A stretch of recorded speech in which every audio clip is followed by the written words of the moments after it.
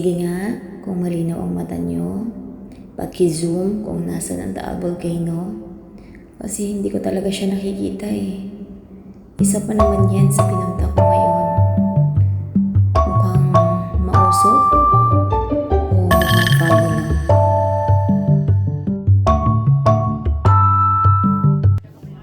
Kahit anong sipat ko, hindi ko talaga nakita ang Taal Volcano. Isa yan sa unahing tanawin tuwing pupunta ka ng Tagaytay.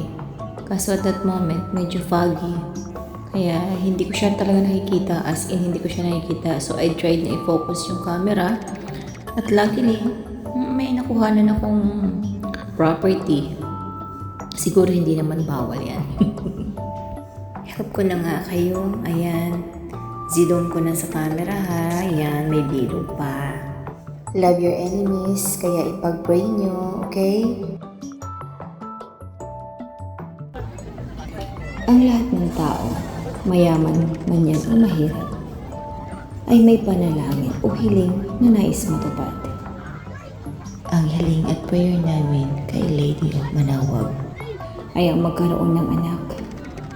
At yun ay tinupad niya sa panahong nais namin at kaya na. Ako ay may problema sa ovary na ang sabi ng OB-GYN ay wala na akong pagkakataong magkaanak pa. Nakailang opinion na rin ako.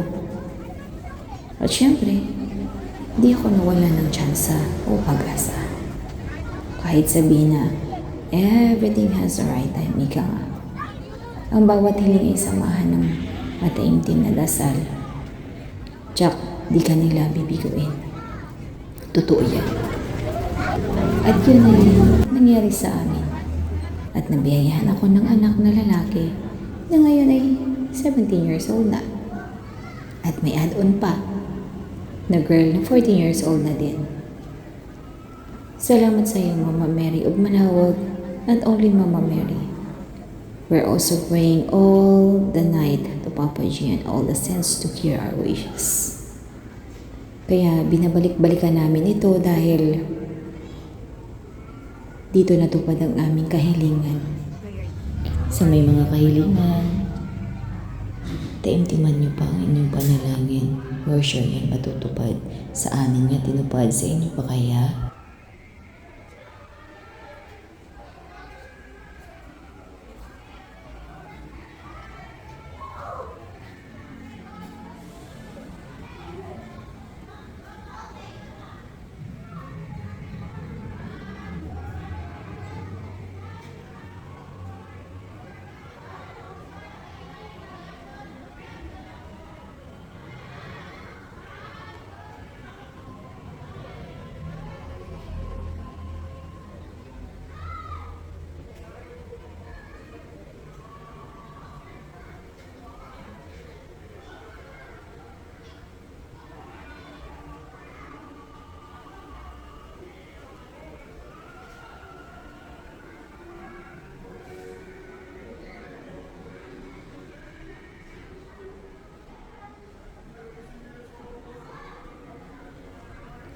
At huwag na rin po kayong mag-atubiling i-share ang inyong blessings.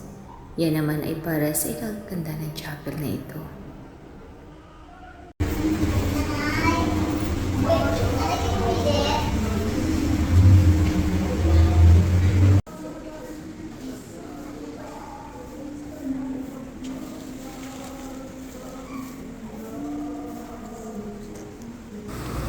Oh, that you may suck fully of the milk of her comfort, that you may nourish with delight at her abundant breast. Isaiah 66.